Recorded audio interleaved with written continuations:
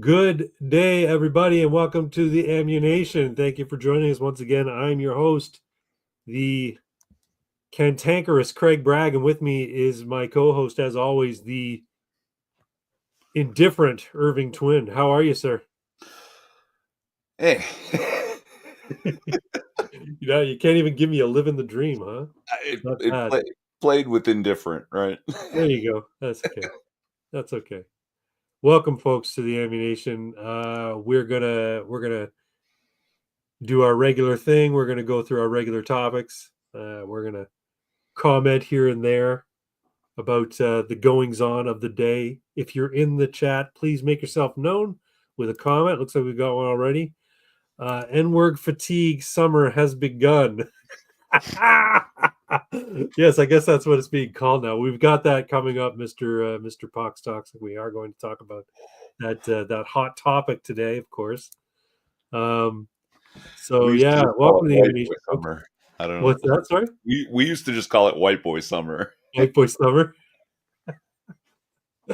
I'm wearing my. I was in Vegas last week, and I stopped by this place called Hash House a Go Go. They're a chain. They've got a few around the country, but they're most famous, I think, in Las Vegas because they've got these ridiculous portions.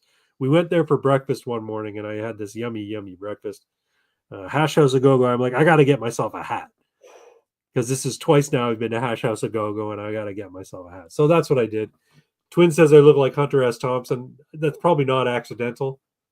I did spend a week in Vegas. I did indulge. I did have a good time. But yeah, so there you be. We got another comment here. We got another couple comments. Mr. Next 6 minutes. The next 6 minutes says the poutine is strong with these guys. Yes, it is. Hey, Craig Irving and Pox. Good to see you. Six. Thanks for popping Good in. day, good day. Good day. Let's move this banner off here, and we'll get right into things. How are you, sir? Anything exciting happening in your neck of the woods? Not exciting. No. I mean, you know, Yeah, I know. yeah, Well, why don't we get off with our starting topic and move right into it then? yeah. It's nothing major, but it fits the topics. There you go. Do you even lift, bro? We're back at it. Irving Twin and I have been on this fitness journey for a bit of time now. It's been a Not minute. a journey. How has your fitness journey been going this week, sir? It's not a fucking journey. It's just a thing I do. Like You're not trying to everything's a journey, people. you're on a journey towards a fitter, better, healthier you. Not going anywhere. I gotta take this hat off. It's making my ears look like fucking goblin ears. Hmm. Well, I've been trying to lose a few as summer Yeah, comes. And I started in January so I could take my time, try and really figure out a regular, like maintainable forever kind of diet without starving myself and just like, can I steadily lose down to where I need to be? right. Uh, I'm pretty sure it'll work if I would just stop fucking drinking. There are It's like quite a few calories in alcohol. It's true. that's Alcohol. 1,800 to 3,000 calories a week I don't need, right? Like, what am I Gotcha. doing here? Uh, so, the weight loss part has been a little slower going, and I did have a proper deload week. Good. And since then, I decided, okay, there was a thing I used to do Yeah. when I was young, and I want to start doing it again now that I feel like I sort of can. And I think in today's, you know, uh, science-powered lifting jargon, it's something like a antagonistic calisthenic superset circuit. Yeah. I just used to call it the prescription, Okay. where you do a push calisthenic followed by a pull calisthenic followed by a push followed by a pull and just keep going until you collapse. Right. Right? So typically it would be push-ups, pull-ups, dips, chin-ups, right? And yeah, you just keep doing it. Yeah. As many as you can on every set and go. So I've been doing that for the past few workouts, plus a leg day. You do full on pull ups or do you assisted pull ups? So my first set, I always go naked on everything. Okay. So, but after a while, because I'm not 19 anymore. Right. I will use the assister to make sure I'm getting enough reps, like 8 to Right. 10 range before everything's falling. And then the last exercise is always like 3 maybe 3 reps, and I don't do it continuously. I do take breaks after each circuit for like 90 seconds, 2 minutes. You know what? Calisthenics, like anytime I do a calisthenic move, um, it's exhausting. Like Yeah. do isolation moves all fucking day. Like sitting on a leg extension machine. Now you do high enough weight, then it becomes fatiguing. But when you're isolating, you're really only fatiguing the muscle that you're working. So you Mm. don't feel drained. In a when you except when you're like not like when you're doing calisthenics, right? Like push-ups fucking they knock me out, man. They take me down. And it's because you're engaging your entire body. And that's the idea behind calisthenics. You're not just isolating a muscle, you're engaging your entire body. Um but that's good for you, man. That's great. I've been doing the I've been, I was talking about the less is more. Last time we spoke, I was talking about less is more and how I've been really intrigued by the Mike Mentzner method, where you're doing one working set to failure. So I don't know what that looks like, because unfortunately, no trainers these days are really doing that. Everyone's talking about volume and time under tension and that sort of thing. So essentially, what I've been doing is my regular routine, but I'm doing my last rep to failure. And if I can do 10 reps at a certain weight without without it causing pain in the muscle, I'm increasing the weight, and I'm doing another 10 reps at the higher weight. And on the last set, so if I'm aiming for 3 sets, when I feel that I can't make that full set, or I'm not even going to get halfway through, then on the last rep, I'm doing a static hold for 5 seconds and then slow on the eccentric. So slow. So for instance, yesterday was leg day. I was doing leg extensions. And on the third set, actually the last 2 sets, I should say, I think I did 8 and then followed by 7. But on the 8th rep, I'm like, I'm not gonna be able to extend another one. Or I couldn't even get the 8th one all the way to the top. So I'm like, fine, I'll hold it where I can for 5 seconds. And it was excruciatingly Oh yeah. painful. And then slowly lower it back down. And I tell you, man, that is way better than doing 10 full reps, 3 sets of 10 full reps at a weight I can handle. It's so that's been helping quite a bit. I did a push exercise using the same sort of method, where I'm doing my sets to failure. I'm working and going slow on the eccentric and a static hold on my pec deck flies and that sort of thing. And I felt like maybe it's psychosomatic, but I felt like my chest was bigger the next day. Now I don't know if it stayed bigger, but I felt like the pump lasted, I guess is what I'm saying. Yeah. Yeah. And I do feel when I do this, I'm not just doing one single set to failure. When I do this, I feel like I'm getting a solid workout, but I'm not 100% drained. So when I'm working, when I the whole less is more thing, my body isn't like completely eviscerated. I'm not like exhausted to the. I still have energy when I leave. I still have energy to go and do 30 minutes in zone 3 on the treadmill afterwards, which is what I should be doing, right? To burn some extra calories. But yeah, so that's what I've been doing, and I've been enjoying it. And I'm back at Movati. I think I told you this before we started. Mhm. I got this olive oil from Morocco called Mina. Very flavorful, good with toasted ciabatta. I bet it is. I bet olive oil, extra virgin olive oil is actually one of the best things you can eat. Um, Back at Movati, I got sick of LA Fitness. I can't go there anymore. It's just oh my god. So I went to back to Movati, and I'm paying more, but I'm happy I'm there, because like you said before, you're paying for the exclusivity. Because it's more expensive, you get fewer people who are just coming to like sit around and chat. You get fewer kids, and the people there are interested in working out, and they all have good etiquette, and they're all supportive. Lace says she's old, or I'm old. I don't know, maybe I'm old. Yes, I'm old. I'll be 55 this year. I'm getting old. So yeah, I'm back in Movati, paying more money, but I'm happy I'm there, because when I go in there, I don't know, I feel good about working out again. And I was saying this before, it's kind of sounds silly, but I feel like the machines are in such good repair that I feel like I'm actually connected to the machine when I'm working out.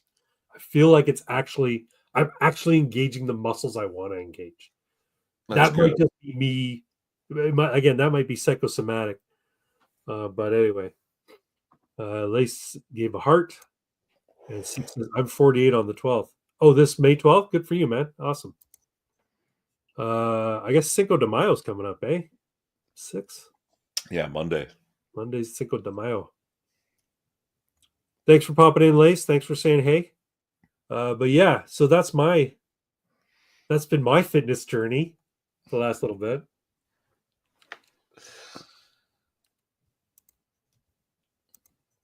Anything else you want to talk about before we get off? Oh yeah, so leg day still includes deadlifts, and Mhm. I didn't say a number last time, but I told you that I was deadlifting more weight than I used to, Yes. and I did like 2 reps of this weight and couldn't budge the third one, and then Yeah. almost passed out. Well, I did that weight again. Yeah. I got 2 reps, and this time I did budge the third one, but I didn't feel like passing out. Are you So doing this? I'll call that progress. Are you doing this on a Smith machine or just Yeah, regular? it is a Smith machine, so it's You know you what? don't know for sure. It's safer, man. Like it's safer.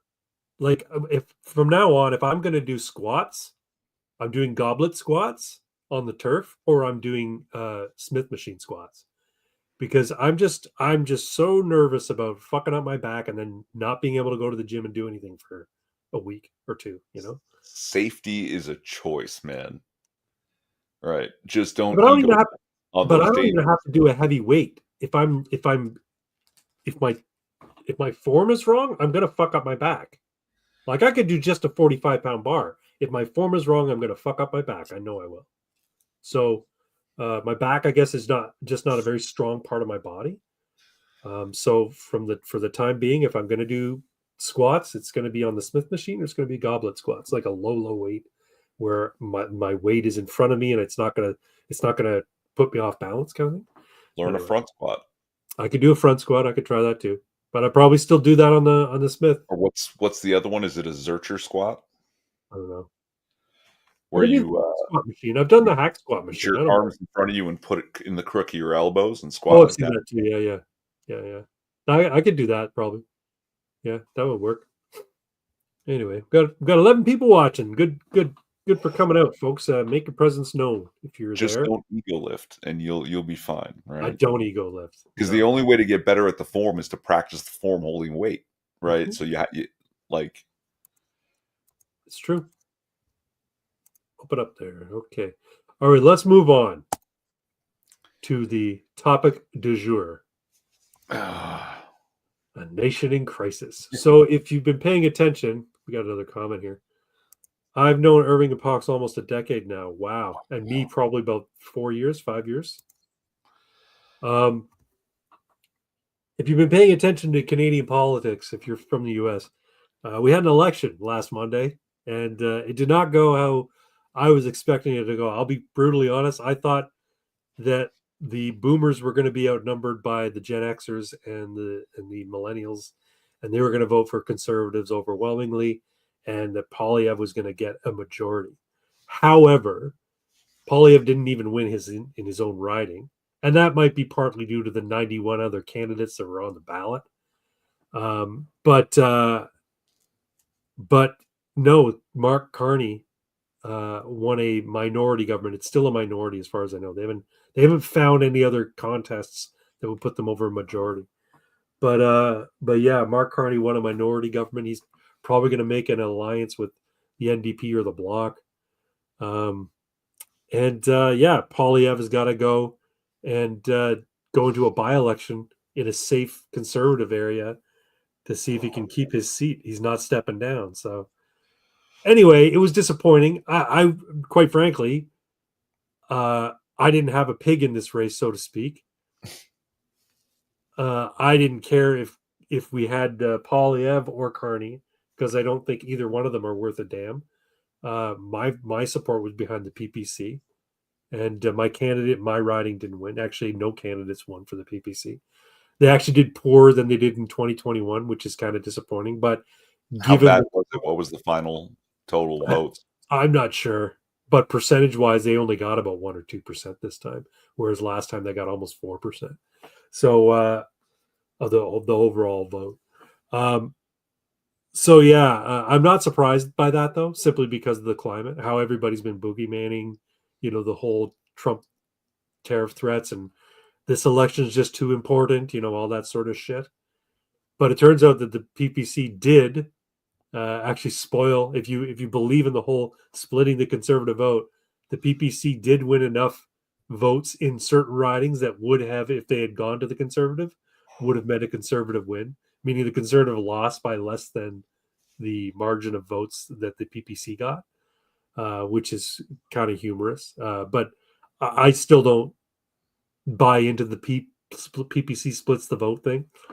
And I mentioned that in the video I did today because the people who are voting for the PPC don't vote for conservative. They're actually actively not interested in voting conservative because they realize that the conservatives are shit. They're not conservative in any real sense.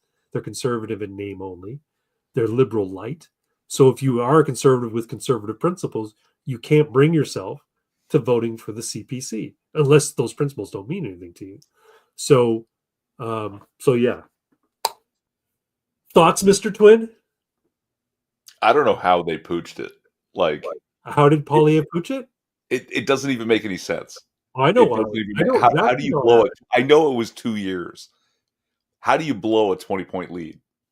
I'll tell you how you blow a 20-point lead. Right. And like you blew the lead in the last 3 to 4 weeks.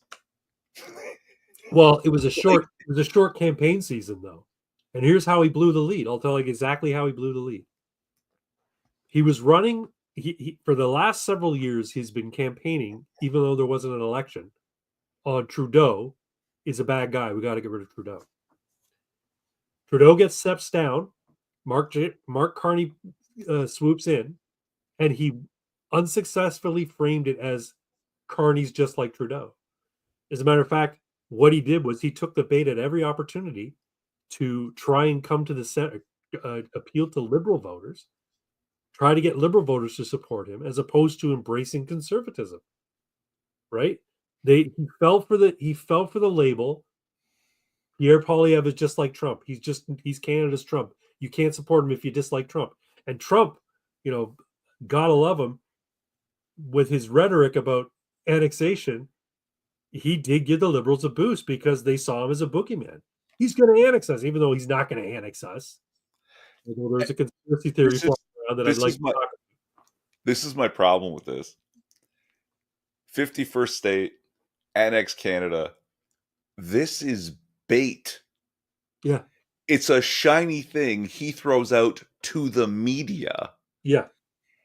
And Canada bit. That's like, just it.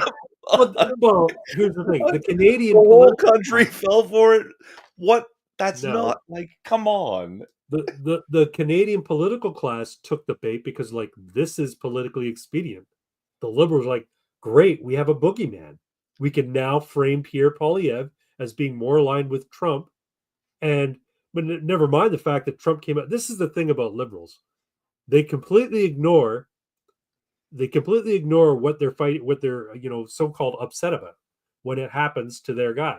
So Trump since come out and said, yeah, Carney's a great guy. He's a gentleman. I really like him. He's a good guy. He's all in favor. He's actually likes the guy. But the people who voted against Poilievre, voted for Carney, voted because they can't stand Trump. But Trump likes their guy. Logical disconnect here. Your fucking wires are getting crossed. What are you going to do? Right? So, no, Poilievre fucked up the campaign. He blew a 20-point lead by simply deciding that he had to appeal to liberal voters. He didn't once reach out to Maxime Bernier. He should have reached out to Maxime Bernier. He should have agreed to go on the podcasts that, people were clamoring for him to go on to. But no, he tried to appeal to liberal voters, and liberal voters are never going to fucking vote for him. Never.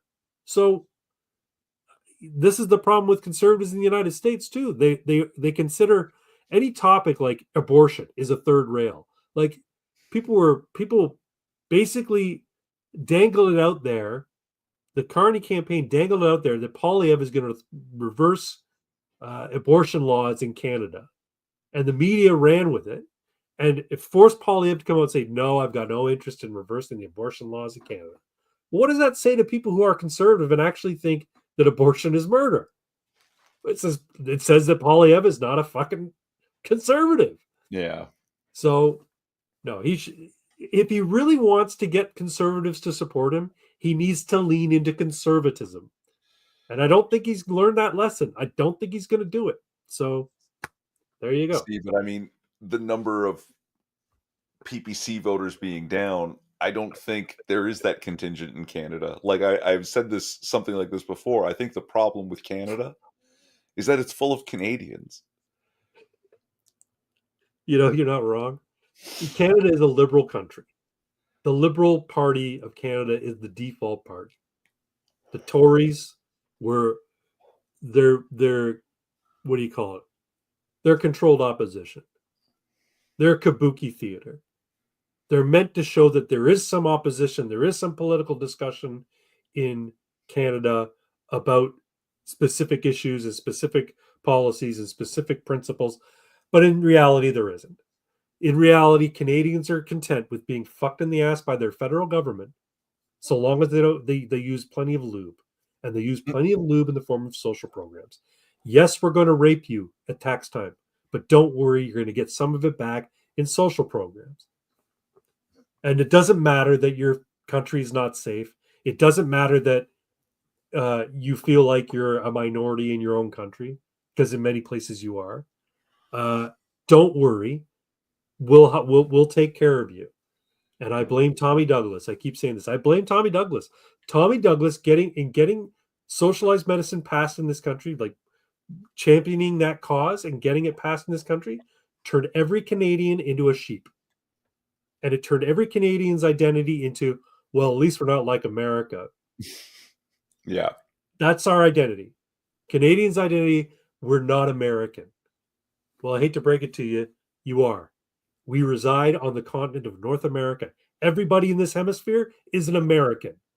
Just, it depends on where you land. You're either in North America or South America or Central America. And if you happen to be above the 49th parallel, the area of North America that you reside in is a little place called Canada Land. And it's not a real fucking country. And before too long, it's not even going to exist. Because Alberta's going, then Saskatchewan, probably Quebec. And I wouldn't be surprised at all if the East Coasters decided to join New England. Why wouldn't they? They got more in common with fucking Maine and New England than they do with anybody else in Canada. You know, there is apparently some sort of claim happening in the maritime states of Is the there? U.S. that actually New Brunswick is ours. I wouldn't be surprised. And it's been going on for a long time. It's a very small group of people, but they've been very consistent. Yeah. Yeah. Well, there's now an Alberta Republican Party. They're a separatist movement, right? Like Yeah. kind of like Quebec has the Bloc Québécois, which is a federal party somehow, whose only mandate is to separate the province from Canada. They're a separatist party. The separatist party, the Republican Party of Alberta, is a separatist party for Alberta. So we got another comment from Six. As long as the Leafs are winning, eh? We ain't American. Where's my moose? Tonight we ride. Elbows up, eh? The Leafs are not winning. The Leafs will never win. Leafs haven't won since '67. That's right. The Leafs are not going to win. You know what? I would love to be proven wrong, but I don't bet on sporting events, but I would almost certainly bet that the Toronto Maple Leafs will not win the Stanley Cup this year. So I don't even think, can they win it still? They haven't been knocked out yet, have they? No. But they were up 3-0, I think, against the Senators. Yeah. And then had to win game 6. Yeah. To move on. Yeah. Panthers next. I don't know why I know this. How do I know that? I don't even fucking through follow. I don't follow it either, but through osmosis, you've picked it up. Yeah, that's the big joke now from the south of the border. Canadians can't win hockey, the game that they're fucking famous for. It's true. It's true. The Bruins aren't in it this year, so they have a chance. They have better. It's true. The Bruins always fuck them. The Bruins always just fucking rape them. It's gotten so bad. My brother, who does follow hockey, He's a Bruins fan because he can't stand the Maple Leafs because the Maple Leafs have been so disappointing. So he supports the Boston Bruins. You What know, do they say? The greatest rivalry in hockey is the Toronto Maple Leafs against Game 7. that's so true. It's true, man. Anyway, Twin, have you got any other thoughts with regards to our nation in crisis? So many. Yeah, air your grievances, brother. I mean, I'm somehow connecting this like self-deprecating, self-hating love of the Maple Leafs Yeah, with the same like Canadian political attitude. We love our stupid piece of shit losers. Right? And the average Canadian, I don't think really understands what freedom is, right? no. As a matter of And, fact, they're disdainful of it. They actually hate it. yeah, and so they don't know, like they don't value it properly because they don't understand it, No. and Well, they're giving it away. They're happy to do it. It's I think really it, like I think it has to do with the fact that since the Second World War, no one's ever had to fight for freedom, that. Yeah, right? So the Second World War was a defining moment in Western civilization, in that young men went across overseas to fight for freedom, to fight against a palpable physical evil in the world, Nazis, and fight for the freedom of those countries that they invaded. Like it was storybook good versus evil, and since then there hasn't been any conflict over it, right? So it's like they talk about the fourth turning, right? The strong men created good times, and now the weak men, the good times have created a bunch of weak men, and the weak men are now creating bad times or hard times. So yeah, so that's where we're at. I Now, do you want to hear the conspiracy theory about why King of the Nonsense is coming to do the throne speech to sure. Parliament? I love a good conspiracy. This isn't from X. This is something that I've been seen floating around on, or this isn't from 4chan. This is something I've seen floating around on X. But you But know he's a descendant apparently, of Vlad the Impaler, right? what's that? You know he's a descendant of Vlad the Impaler. That tracks. He's a fucking child murdering, blood So drinking. it sounds ridiculous that he's a direct descendant of Dracula. Yeah, well, it doesn't surprise me at all. But he is. Yeah, that doesn't surprise me at it's all. it's not a conspiracy theory. You could track the lineage. It's great. The conspiracy theory that's been floating around for a few months now is that Canada uh, is so monumentally in debt. Our economy is predicated on a housing bubble, and it's predicated on speculation in the housing market. That our dollar is actually worth a lot less than it actually is on the money markets. We're essentially insolvent, and a bulk of our debt is to the United States for a number of reasons. But King Charles is coming now. The president met with King Charles not too long ago, and King Charles is coming. And back at that time, when he met with King Charles, shortly after his inauguration, Trump's inauguration, not King Charles, but shortly after Trump's inauguration, he met with King Charles, and apparently that was around the time when he was making jokes about Canada should become the 51st state. Well, these rumors started floating about that. The reason he's there talking with the king is to basically facilitate the peaceful transfer of ownership of Canada to the United States. And that the reason the king now is coming to give the throne speech in June in front of Parliament is to make it official. And I made Canadaman. I said I made, but no, it's actually Canadaman made a comment on. There's a guy called I want to say his name's John Paul Berg.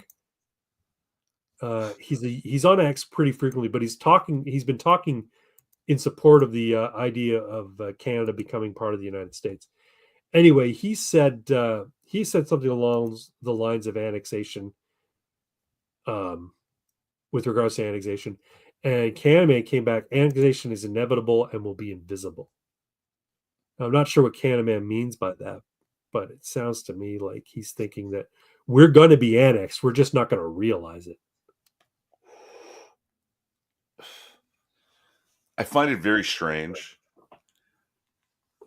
that the Liberals were happy, like the Liberal voter of Canada was happy to elect an international bankster. Yeah. These are people that claim that capitalism has failed. Better put this international bankster as the head of the country. Yeah, exactly. He's got citizenship to 2 other countries. Right. How is he eligible? And he hasn't been spent. He hasn't spent. He hasn't lived in Canada for over 10 years. He only just came over here when They Trudeau can't. stepped in. They're not going to default on the loan that Trudeau and Freeland pulled from the United States. Wasn't it like $1.5 trillion? It's not going to be a matter of default. I think it's a matter of. I don't think they have a choice. First, I think, like, first, here's the thing: if the United States said, "We're calling the loan, pay us back now," do you and know they what? can't. Do you know what private equity firms are? Yeah. Yeah, he's going to asset strip this place. Who? Carney? Yeah, I think it's going to be the. Well, I mean, if the conspiracy theory is true, it's going to be the USA that asset strips this place.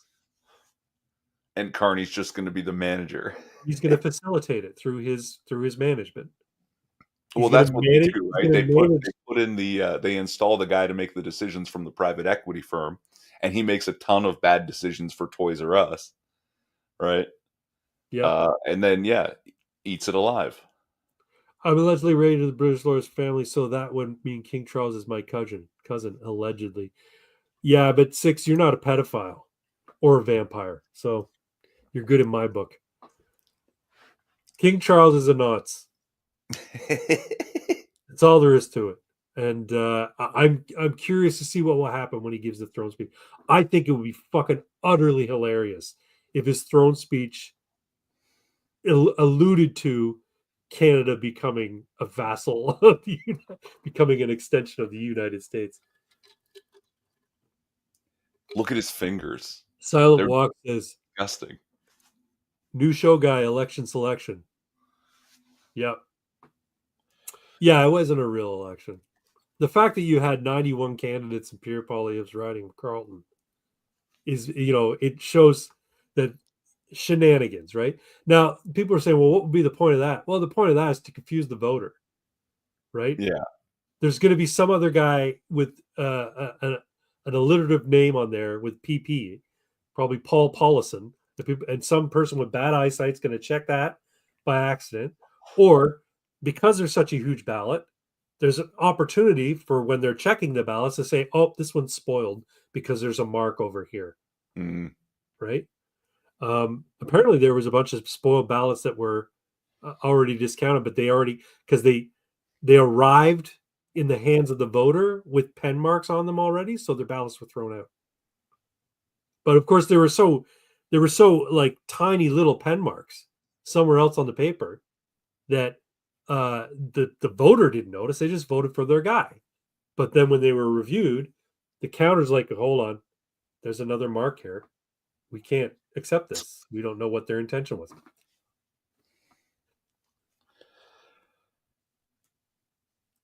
Anyway, I'm still having trouble. What's that? I'm still having trouble rectifying how people who voted liberal saw a decade of liberals and liberal policies and the steady, predictable decline in all areas that came with it. I'll tell you how. And Because still decided, you know what? Oh my God. And on some level, they know it's the cause of it. Their preferred policies are the cause of all the decline because they keep saying Trudeau's not or Carney's not Trudeau. Like, yeah, they're literally two different humans. They've been in the same room together and everything. But it's a party. Yeah. That implements party policies preferred by the voters for the party. If you continue to vote for that, you're going to continue to get it. Like, I my have election an answer. predictions are always wrong. I have an answer for why. Oh, well, let's circle right back to that. Okay. Here's my prediction. over the next 4 years, you're again going to see another doubling of your food costs and probably an increase in housing, maybe 50%, along with gas will be, I'd say, closer to $2.50 a liter than it is now. That's about $10 a gallon, Americans, Yep. but in Canadian dollars, so 7 American.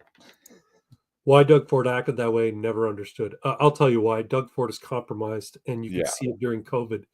He got up there and made a speech about masks and vaccine mandates and all the stuff when COVID first started happening.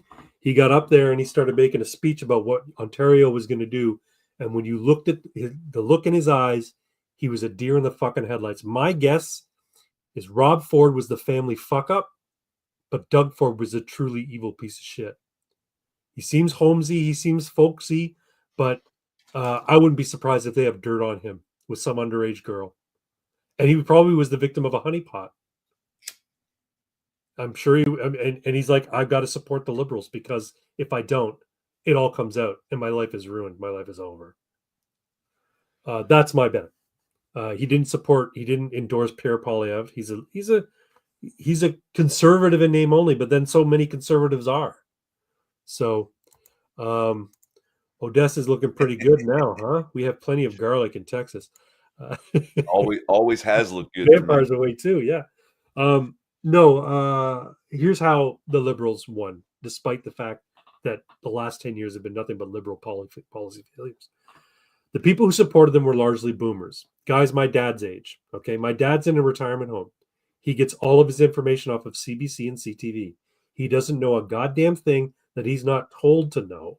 He doesn't believe anything that he's not told to believe, and he's lived too long to actually consider to be politically engaged.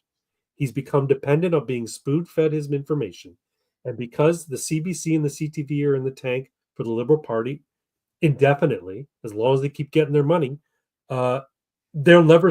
All the boomers will always support the Liberals, and they're a big voting bloc. And the problem is they support them. Unlike the older people in the United States and up until recently were the most politically engaged, meaning they had shit they cared about, and it wasn't always just their shit. They worried about their grandchildren too, and they knew that the policies were going to affect their grandchildren. But the boomers in Canada, they don't fucking care. They're concerned about what if I get really sick? Well, I can't have my OHIP brought into question. I can't have my OHIP be, in jeopardy. So I've got to support the liberals because those nasty conservatives are going to take away my OHIP because that's what he told me they'll do. So the boomers don't give a fuck about the next generation. They got theirs, and life hasn't been that bad for them. They all retired on pensions, not RRSPs. They all retired owning property that now sells for in the millions. So they've got a nest egg that they're either living in or they just sold so they can sail around the fucking world. They don't care. The boomers do not care because there's nothing in it for them to care. And all of their children are grown. So their grandchildren, that's the parents' concern. They've got to worry about that, not their concern. They don't fucking care. CCP honeypot Xi Jinping special. Yeah, very well could be. Very well could be. Silent Walk says agree 100%. That's why the Liberals won, the boomer vote. It's essentially the boomer vote. And the fact that I think Gen X, I don't know, I haven't seen the demographics, but I think Gen X was not on board with the CPC. They're like, fuck them. These guys aren't fucking conservatives. And Gen X are more conservative than boomers. Millennials are too. They're more conservative than their parents. So yeah. And they weren't engaged. They didn't get convinced to come out.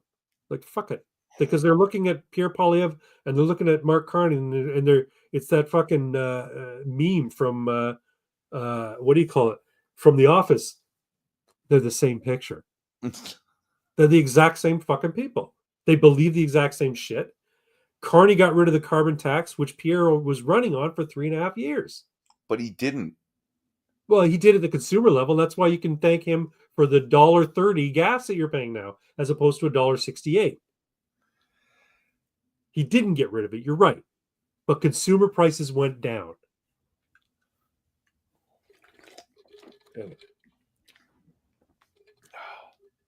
Gen X has to clean up the boomer bullshit. Yep, you're right. You're right. We do. We are going to be called upon to be the strong men to deal with the hard times. I'm too old. Because the people under us, they're not fucking strong. They play video games. That's all they fucking do. That's all I want to do. Yeah. You know what? I get the urge too. Oblivion Remaster came out and I was really tempted to download it. But then I'm like, okay, so I'll waste an hour or so downloading it, and then I'll waste probably an hour or two playing it. And then I'll probably never come back to it. So why do I want to pay whatever it is, 40, 50 bucks for a download of a game that's been out, came out 30 years ago, just for a 1 hour distraction? 2 hours if you count the download time. 3 if you count the YouTube videos I watched to get past a certain area. That's it. That's how much I'm like, fuck it. I don't care. I'm much more into TTRPGs, which maybe we should move on to that, unless we got something else to talk about with regards to our current It could topic. go on forever, but we could go on forever. You're I've lost the joie. I'm joie. You know what? I'm in the same boat at this point. Joie. After this election, I'm like, if the PPC had won at least one seat, I would have been my joie de politique would have been reinvigorated, but they didn't. So I'm like, there's no fucking point. This country. Nobody believes in Alberta separatism, but it's not just like saber rattling. They've been going on about it for like 10 years now. Yeah, it's been a growing sentiment. All I do is write sci-fi books. I got time to fuck with the boomers. Do it, buddy. Yeah, I'm not even into video games anymore. All I'm into right now is TTRPGs. Nobody makes games anymore, folks. I've been I know we've off and on we've been talking about El Camino, which is my neo fantasy TTRPG road. What do you call it? Hex crawl road trip type of game. It's a great world. I like it. I think it's kind of cool. I want to develop it more, but this past couple of weeks, I've been thinking about nothing but 4-color concepts, man. My rules light superhero themed TTRPG in which you make your character following a very Mad Libs style. Essentially, you read out a splash page with different dialogue boxes in it. Those dialogue boxes are your prompts to build your character. So the first prompt is, they call me. You write your superhero code name. But behind the mask, you write your secret identity.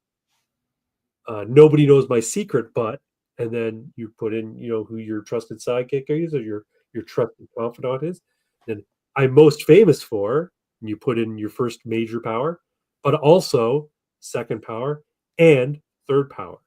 It would spell disaster if the bad guys learned, and then you put in your weakness. That's your character.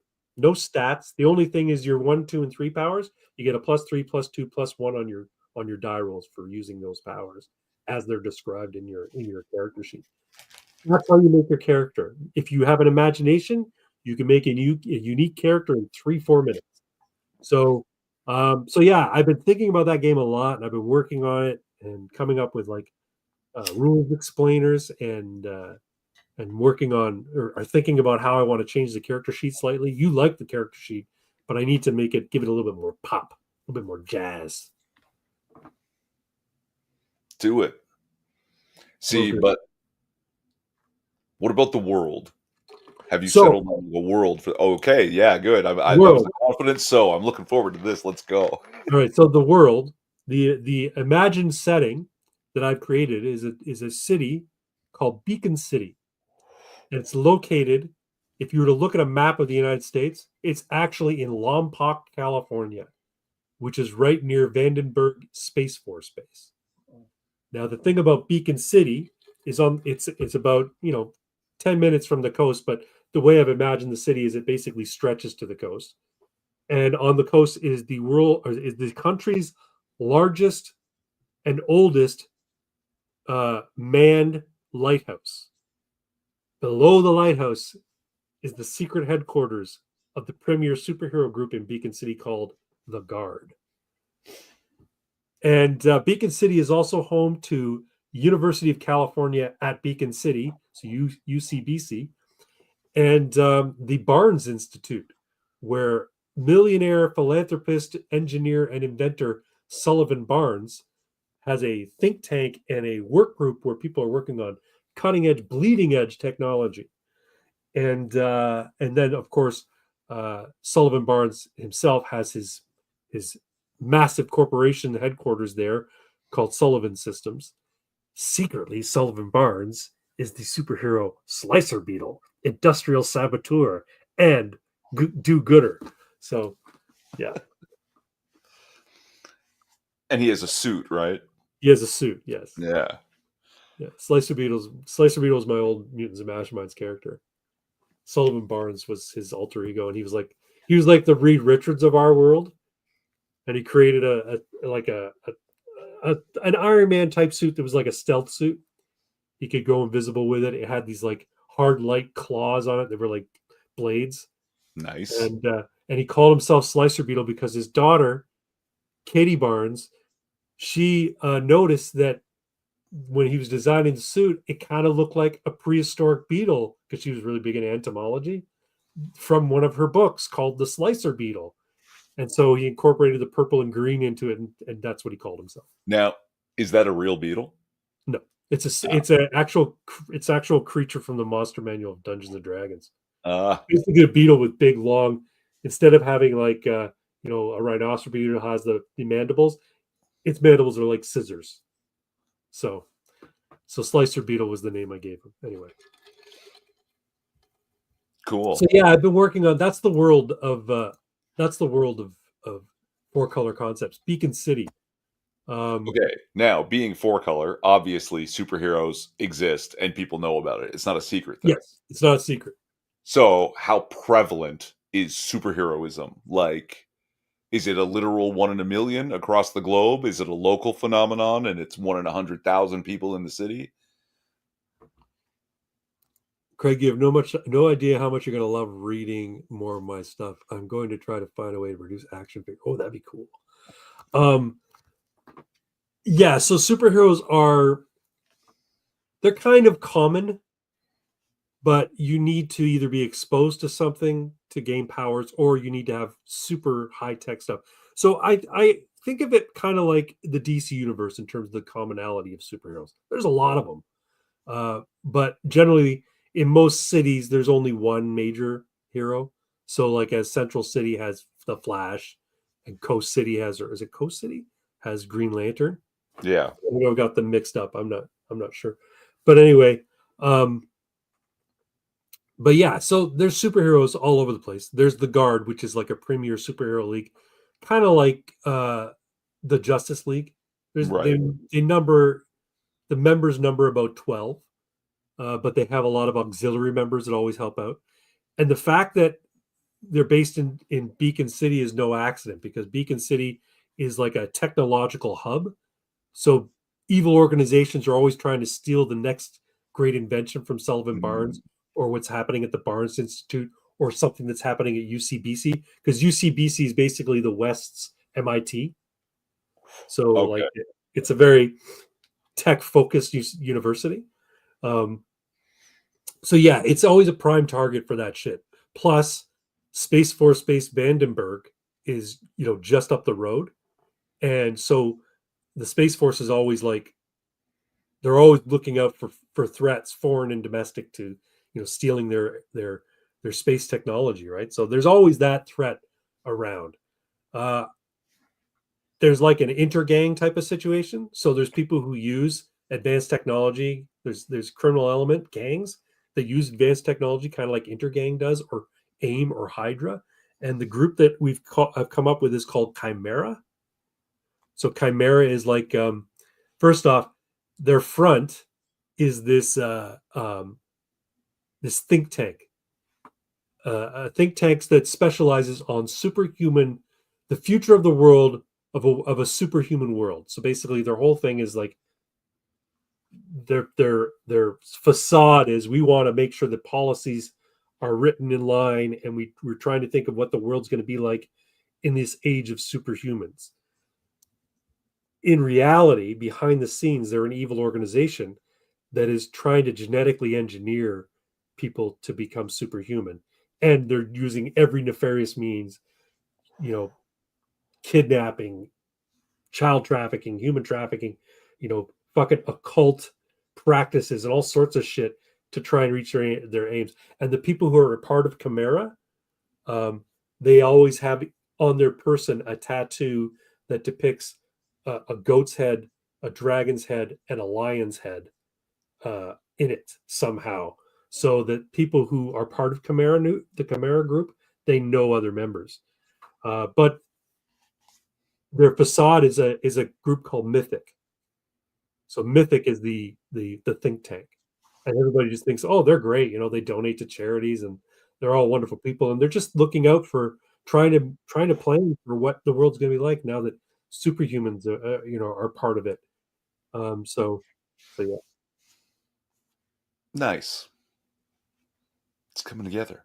it is. It is.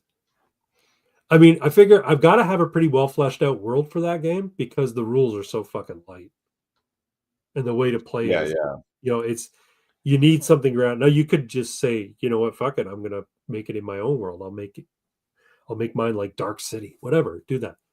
But I decided that if I'm gonna put this pen to paper and put this out, it should have a ready-made environment to run games in, just so that people, one, they get an idea for the theming behind four color concepts, and two, so that the games master doesn't have to make all that shit up on their own. We were talking about before. I was working with an AI about it.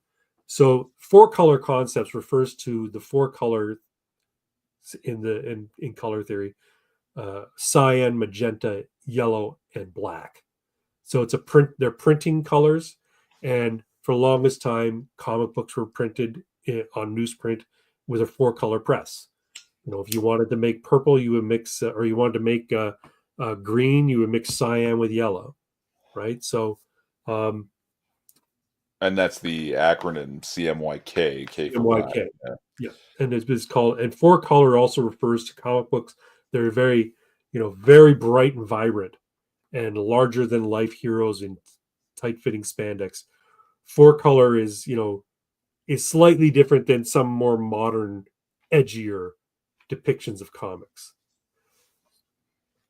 And so I came up with a mnemonic device using the four colors C, M, Y, and K. And so the way I've pictured it is that C is for camp, meaning when you're running the game, there's going to be a certain level of campiness. That's just the nature of superhero books or cape comics. So keep that in mind when you're running the game. This is the vision. If you're playing C is for the cape game, shit. keep shit, yeah. Keep that in mind, that there's going to be a certain level of campiness just because of the genre. Okay. And you can try and run it without campiness, but I don't think it fits the theme of the game very well. Magenta is for mystery, meaning despite the fact that the whole genre is based on tropes and predictable, villain, monologuing and all sorts of silly stuff associated with that, you should still be keeping your players guessing. There should be twists. Modern sucks, Silver Age supremacy. Yeah, I agree. I like Silver Age stuff quite a bit. I even like the Golden Age stuff, simply because it's from a simpler time, I guess. Why? This is things I've kind of like bandied about. So why could refer to youthful, meaning that you should be filled with like a sense of youthful wonder. You should imagine yourself sitting on your basement floor playing with your action figures on Saturday morning while your Fruit Loops are getting soggy, and imagining the story of your characters while you're playing with them. That's the sort of theme or feel I want to inspire with the game. Keep it PG-13. What's that? Sorry? Keep it PG-13. Yeah, PG-13. But then, in contrast to that, K is for killing, because the game is also inspired by things like Invincible and The Boys, which is also kind of a send up of the comic book cape shit, right? It's very cynical about capes, they're a marketing strategy as opposed to anything that's serious. Uh, so, but killing and the threat of death is always still very real. It can't be just fucking shiny happy, Scooby Doo, where at the end the only violence that happens is that the bad guy gets trapped in some rope and they pull his hood off and then it was Inspector Clouseau the entire time or whatever. It was Old Man Jenkins or whatever. Uh, there's a threat of death because when you're talking about people who can shoot beams out of their eyes or throw 10-ton trucks or whatever, uh, there's squishy people right nearby, and they could easily die. Also, when you're talking about people with that much power and they get into clashes with one another, somebody's going to overpower somebody at some point. Invincible is rife with this. This is the thing that I love about Invincible. You start reading it when you read the first issue, you think it's just a cape comic. Oh, cool! It's a new world. It's in the Image universe. It's bright four color, and they've made an effort to make it really four color. Superhero book, and then boom, it gets insanely violent and bloody. So I want that to be kept in mind when people are running the game. That just because it's superheroes, just because it's tropes, just because it's campy, doesn't mean that there isn't a threat of death. Because conflict has to have stakes, and if you're going to have superpowered villains and superpowered heroes clashing in the skies above a city, the stakes are the people down below. The stakes is the entire planet that the bad guy threatens to destroy if his demands aren't met. So it can't just be a threat without follow. People have to die, or there has to be a real threat of people dying. So anyway, that's what the CMYK stands for in four color concepts. It's great. Thanks, Irving. I really like this. Thanks, man. I got to put it in paper. There's a people would pay money for that book. You think so? Maybe. Yeah. There's a gaming convention coming up in Central New York or Western New York, Central New York. That one of the YouTubers that I follow called Diversity and Dragons. He basically hits on woke culture and in gaming and stuff.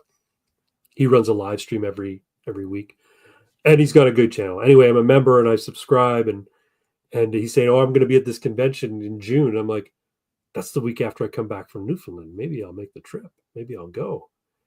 And yeah, I'd love to. I haven't been to a gaming convention that focused on TTRPGs since in forever. I've been to what do you call it? Gen Con. I've been to Gamma, but those are games in general. They're not just TTRPGs. They're card games, they're miniature games, they're war games, they're all sorts of stuff. But my understanding is this one's going to focus a lot on TTRPGs, and it'd be cool to meet them. So, yeah, sounds cool. I hope so. I hope you all are entertained by my meandering thoughts. Let's move on, shall we? Unless you have anything else you want to talk about with regards to games. No, I just like yours. We should play. You should. We should. I got to get that Mad God of Gaming channel actually up and running. Are you still doing your Sunday in-persons with friends? I am. I'm actually going out tomorrow. We haven't played in a few weeks, so I'm going out tomorrow running a Deathbringer campaign, which is Dungeons and Dragons, but it's a little bit more gritty. Although it's managed to morph itself into a high fantasy in the last couple of weeks because I guess I'm a high fantasy guy at heart. So, did they ever get out of the book? They have completed their side quest in the Pearl Hookum. So now they have to go back to Koningsland, which is their country, their nation. And so this next adventure is going to be them. I'll probably have two adventures of them traveling. One of them getting to the coast and getting on a ship, and then the next adventure will be them on ship and landing back in Koningsland. But this one is they've got to traverse the desert and get to the coast. We'll see what happens along the way. But they were heroes of the nation, so good for them. Nice. We got another comment here. What the hell, man? What action figure size should I try? 1/6, man. 1/6. Keep it DC action figure size. I was going to say whatever size Ninja Turtles are. They're probably about 1/6. Yeah. Yeah, I would do 1/6. Moving right along.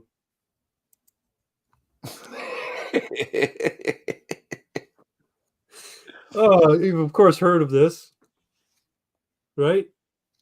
You've heard about this recent phenomena? Yeah, phenomenon. This thing that happened. Yeah. Well, but everybody's saying that it's more oops, hold on. I'm boomering it up here. Everybody's saying that there's more to this. That this, this is a paradigm shift. This woman in, where is she, Minnesota or some shit? Maine? I have no idea where she is. Help me protect my family. So this woman, this Shiloh chick, she's at a park. If you haven't seen the video, you can find it online. I'm not going to link it. But she's at a park with her kid, and some little black kid tries to steal something from her diaper bag. And so she, stops the kid and calls him a little N. And then this Somali guy comes, gets his phone out and says, "Did you call that kid a little N?" I called him what he was. "Did you call that little kid?" "Yeah, well, he was behaving like a," so I called him "You're going to call a little 8-year-old kid a N." He was trying to steal from my, this is the whole exchange. I'm basically reiterating it. And put her on camera and tried to make her famous. So now she started a good go give send go campaign because she's been doxxed. Her house, her address has been given away. Her social security number is apparently out there. Somebody's really gone into her life. And so she's like, I need money because the next little bit is going to be really rough, all because I stood up to a kid being a little shit. Right. But at the end of this video, he says, "You say that word again, say that word again." So she said, "I'm not afraid." And these guys, Somali, right? "Oh, you're going to be famous. So we'll see how you feel about it when I put it on there." Anyway, so turns out that the guy who recorded it was arrested for raping a 16-year-old like 2 years ago. Make N words great again. About to start a slur mining campaign. There you go. So yeah, so this is her Give Send Go. I could link it in the chat if anybody wants to support. But some of the Give Send Go are hilarious. Like, let's see, I'm gonna refresh, see if any new cool names have come up. Is she still at like 500,000? She's at 586,300. So here's some of the donor names. I'm done being polite. They donated $5. Most of them are anonymous givers. Riley Gaines donated $10. I love it. Nick O'Siggers donated $5. Oh my god. Based Austrian painter donated $20. Everyone here. Oh, then of course, $1 Million Extreme donated $10. 6 Gorillion donated $5. Yeah, some of these names are fucking hilarious. Just like they don't give the Based Austrian painter again. 6 Gorillion USD. Anyway, yeah, some of the names are fucking hilarious. Because people are sick of it. And this is what a lot of the online commentators are pointing to, that, hey, have people had enough? They're not afraid of the fact this woman repeated it and didn't say, "I'm sorry, please don't post it," because that's what a lot of women do, mainly Karens who are in the wrong. She's like, "No, I didn't do anything wrong. This little kid was behaving like an N, so I called him that." Yeah, she probably uses it when she's talking amongst her white friends, right? So anyway, Probably more lately. But the point is that because there's like $586,000 donated to this woman, lends credence to the idea that people just don't give a fuck about the word anymore. Now, I don't think that you're going to see the average guy coming in and just walking up to people and saying it, like that. But people are just like, "Fuck it, you know what? I don't care." And so everybody's saying, "Oh, is this going to mean there's going to be a race war?" Because you've got this going on with her saying unapologetically saying N, and then a few weeks back, you got that black kid who stabbed that white kid at some fucking frat party or high school party. And And he's people are got saying that, oh, no, he was $500. the victim. He was defending himself. Yeah. Anyway, The shit thought, people drop money on gives me hope here. Like, I should start a Kickstarter, like help Irving Twin grow weed. do it. And like Kickstarter levels would be like people who donate this much, you get the stickers I'm going to design for the strains of marijuana I'm going to grow. Yeah. Yeah, it's going to be wild. It might actually work. She has Norse tattoos. Yeah, but fuck, everybody gets Norse tattoos. She's an Aryan for almost guaranteed. Yeah, but she's got a Jewish name, Shiloh. So maybe the Norse tattoos are an overcompensation because she's ashamed of her Well, Jewish heritage. thing is, from what I understand, if you get tattoos, you can't be buried in a Jewish cemetery. Oh, is that right? Yeah, so Well, what about all the Auschwitz people? They got tattoos. well, they didn't choose to get those, Oh, I see. so I'm It's against told. their will. I get you. Anyway, it's just kind of an interesting little story break. I've always held that, you know what, it's not a nice word, but let's be real here. It's just a fucking word. Mm. I had a buddy who was very upset with the word. Well, I used it once from. I really don't like that word. Please don't say that word. I'm like, I won't because I'm in your car. But dude, it's just a word. Like it's just fucking sound escaping my lips.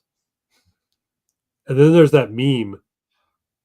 Uh, I think it's like of a Viking. It's like a drawing of a Viking, a classic fantasy art drawing of a Viking. And it says, "What kind of frail creature can be harmed by words?" Seriously. Yeah. So I don't care. They're just words, man. You call me whatever you want. Call me a failure. Hit me where it fucking actually counts. Call me pathetic. They're just words. It's up to me to reflect on what you say later and decide whether or not I'm going to give it the time of day. So if you say the N word, uh, and it offends somebody, that's a them problem. So we were a little drunk at the steakhouse when I was in Las Vegas. So just to set the stage, it was me, the groom. It was his bachelor party. His brother-in-law, his future brother-in-law, and his friend, who's also his best man. And we're all there together, have a nice dinner. I was about 3 drinks in, so I was pretty drunk. And somebody makes some joke of the edgy variety, and then things start, getting, the two-liner racist jokes, right? And my friend's buddy Rob, he starts shaking his head. I'm like, "Oh, you're sitting there in judgment of us." He's like, "Yeah." They're like, "He's not the time or place, guys." And I'm like, "It's not like we're yelling it around the fucking, in the restaurant. We're talking to one another." And he goes, "Not the time or place." I'm like, "Okay, what's the time and place?" He's like, "In somebody's house." I'm like, "Oh, because we're in public." Okay, whatever. I use my famous "How is copper wire invented?" And everybody knows the answer, right? It's my go-to when people start throwing around, racist or anti-Semitic jokes, right? Like it's funny, it's playful, it's it's not particularly hurtful. Um, and yeah, he was quite upset by it. And I'm like, okay, fine, we'll stop talking about it because I didn't want to cause a scene. But I'm like, whatever. You don't want to hear racist jokes? Uh, Hearing Beaner is hilarious to me. That's because you can pass for a non-Beaner. Still, one of the best jokes I've ever heard was given to me by Six. What's that? Oh One yes, of the I've heard first this. 3 words of every Mexican recipe. Steal a chicken.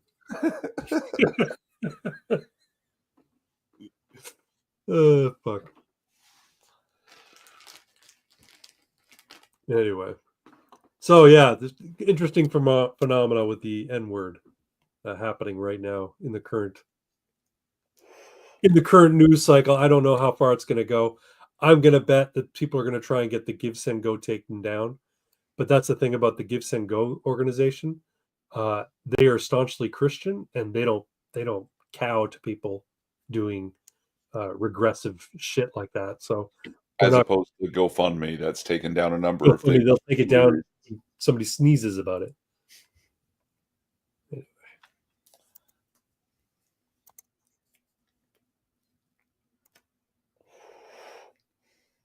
What do you say, sir? What do I say?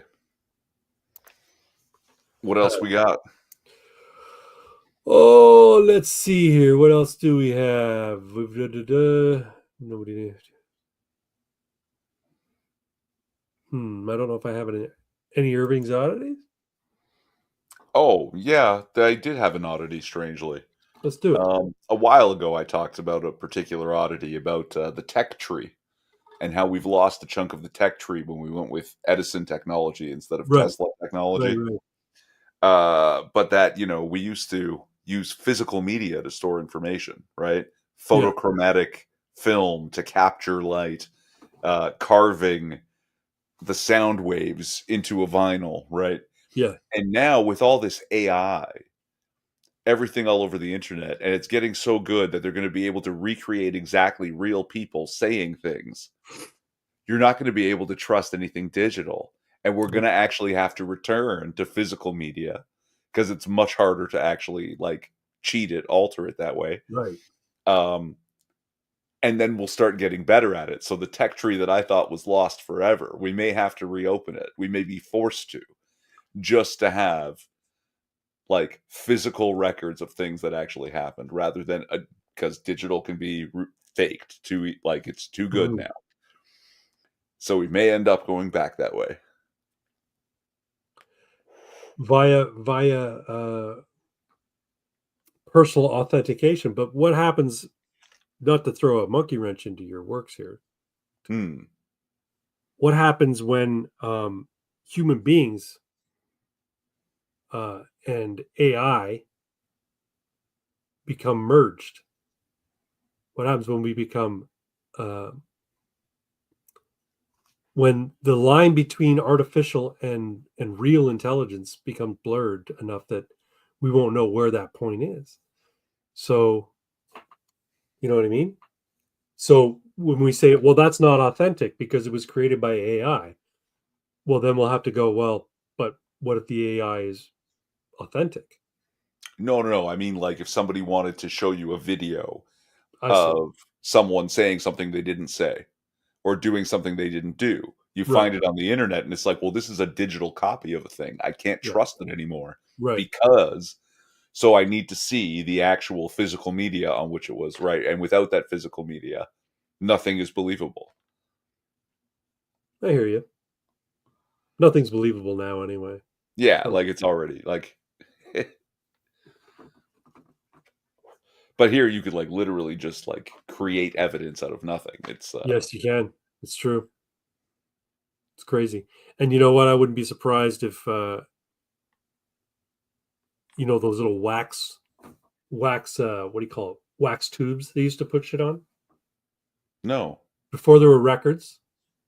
Oh, okay, yeah, yeah. They would record on For like a tubes. Victrola where it's Yeah, it's yeah, turning this way on the thing and it's yeah. plucking the But other. Yeah, yeah. they're very, very fragile, right? Anyway, watch 3D printing technology get to the point where they can just 3D print something like that. They could 3D print it with the sound on it. That would be it needs a lot of detail for that. Yeah, like not right now, but there is something I did see that was pretty cool. Um, see if I can find it. You know the song Axel F. Yeah. So somebody Strange. made I could play it on the piano, yeah. Axel F 3D printed sound maker. Yeah, here it is. Okay, I'm going to share this. Oh, Instagram. Fuck off.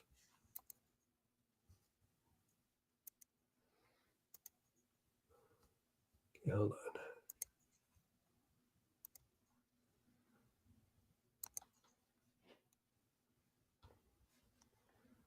Ow, ow. Can I make this full screen? Probably not, eh?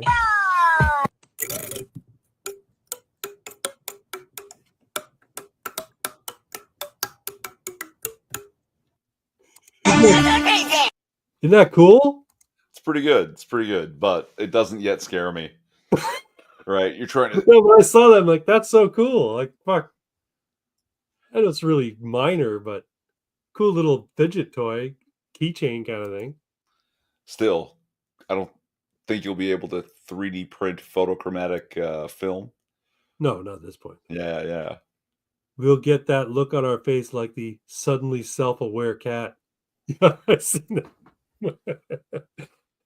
Harold Faltermeyer. I don't know what that is. Is that Axel? Is that who wrote Axel F? I don't know who Harold Faltermeyer is. Who's Harold Faltermeyer? No idea. No, I have no idea either. Oh, he's the one who wrote Axel F. Okay. So let's superior methods to physically store real media, capturing actual light, right? Carving real sound waves into stuff better and better and better, right? Could end up with a full-on from comics, television, and film Kryptonian crystal-based storage technology. The whole that would be really cool. The whole collection of all Kryptonian knowledge in this handful of crystals in front of you. They find a way. So basically, yeah. So here's how it works. You have a device that has a pool of liquid in it with minerals dissolved in the liquid. When you start to speak, the minerals in the liquid crystallize based on the sound waves that affect them, and that's how you're recording sound in the crystal as the light passes through. As the light passes through, it actually, you have a camera set up on it too, so the imagery as well gets recorded into it, and it's a fully perfectly realized 3D hologram, assuming that when you replay it, you've got a valid light source to do it, right? So yeah, that's how it's going to work. They're Awesome. going to grow crystals in the presence of the subject, and the subject is going to inform the growth of the crystals so as to record the audio and visual elements of the subject in front of it. It's going to be great, guys. That'd be pretty cool, man. That's pretty cool. I like that idea. I always wondered how did Kryptonians record shit on crystals? And I'm like, that must be how they did it. They grew the crystals. Yep. While they're recording. Yeah. Interesting. Yeah, so that was my oddity. I think you may be right. It'd be cool, even if, you know what? Even if it takes 100 years. If I can talk into a crystal, or I can talk into a puddle of a petri dish of water and have my speech forever held in the form of a crystal, I'd be happy with that. Oh, all right. Let's see what else we got here. Turn the loop off here. I'm sure plenty of things have been happening. I've just not really been paying attention. Me neither. You know what it was? The election was sort of dominating everybody for the last week. So if you weren't thinking about that, you were thinking about hockey. You and I, we were thinking about going to the gym. That's about it. Yeah, pretty much. That's pretty much it. Why do you say you feel trapped in a man's body? Well, sometimes I get the menstrual cramps real hard. It's time for True News, everybody. True News. I don't know if you saw this or not, but just before the election, Maxime Bernier went and met with Billboard Chris. Oh, that's right. I think I've got it somewhere here. See if I can find it.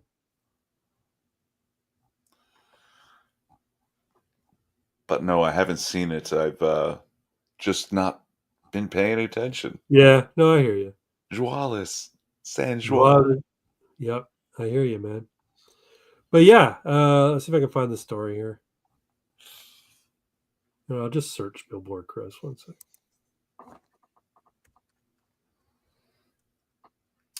Six says we'll have crystals growing before we get GTA 6.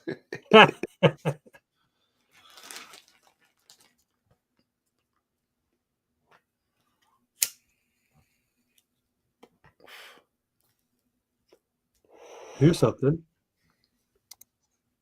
I'll present this here. Speaking of Billboard Chris, if you're not familiar with who Billboard Chris is, he's guy who walks around with a billboard that says children cannot consent to puberty blockers, and father definition, someone who protects their children from transgender ideology. That's sort of thing, and mutilation. Take a look right here. Citing Mr. L, this is from World War Roar. Billboard Chris reposted it. Citing Mr. Elston's case, the Bureau suggested that free speech censorship could affect diplomatic ties with Australia as it seeks to negotiate with Washington over tariffs. Cancelled Australian gender critic is tremendous to have White House support. So the U.S. State Department supports Canadian campaigner Chris Elston after Australian government's clampdown on free speech. So if you're not aware, he went to Australia with his billboard and to speak to publicly at an event, and the government came down on him in Australia for it. So I think they kind of like what they did with Lauren Southern. They said, "Get the fuck out! You're not welcome back," kind of thing. So it's cool that the State Department's come out and said, "Hey, you know what? That's not cricket," and they decided that they're going to, have it at least publicly say that it will affect relations with the United States. The United States has already called out. JD Vance already called out European Union for saying, "Look, you guys are no longer democratic. You've abandoned your Western values." So, we don't fear Russia. We kind of fear you guys. And people were really upset with that. But it's true. Europe is no longer part of, is no longer considered Western in terms of its values. So, and Australia, the same. Canada's the same. The fact that the US had to come out in support of a Canadian and the Canadian government did not speaks fucking volumes. I remember talking about how, isn't it weird how some religions survive despite their weirdness, right? And I was pointing out that thing about how, oh man, gotta cut that baby's penis. God said, gotta cut the baby's penis quick. Suck it. This is a real religion. The foreskin off. Come on, buddy. Right? I was like, how would people allow that to continue? And then now here we are in Canada. Go ahead. Yeah. Cut that teenager's genitals. Yeah. Oh, exactly. You know what? I wouldn't be surprised they make it if they turn it into a religious ritual. If you're a believer in the Church of Troon, then when your child turns 5, the first time they touch an article of clothing that is normally associated with the opposite gender, that is like their bar mitzvah. They're on their way. They're on their way to their transformation into the opposite gender. And you celebrate it and you post on social media about it and you have a religious get together about it. And then when they turn 10, you explain to them that you're gonna chop their pee-pee off. And they should love this because they love being a girl. They're not really a boy. It becomes, and then the kids get indoctrinated into this fucking cult and they start believing it. So yeah, it's a religion. Yeah. Trunianity, they call it. Trunianity. And Dylan Mulvaney is their fucking messiah.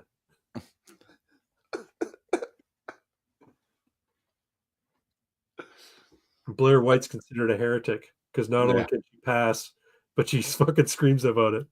She screams in opposition to it. Yeah. Anyway, that's true news, everybody. Let's move on to I don't know. Stop sharing. Let's move on to something else, sir. How about Oh, that's so disgusting. Oh my God, that's the worst thing I ever heard in my life. good old Woody Allen? Woody Allen keeping alive a stereotype in cinema for decades and decades. Jews news, everybody. What's going on in the world of the Jews? Still at war? Yes, they're still at war. That's right. And we still have Palestinian protesters and Hamas supporting protesters in Toronto and all over Canada, hollering about it, as it were. And the Canadian government doesn't seem to give a shit. So, yeah, they're still at war. They still have ambitions towards Jordan. And apparently, though, Marco Rubio is not going to take the bite.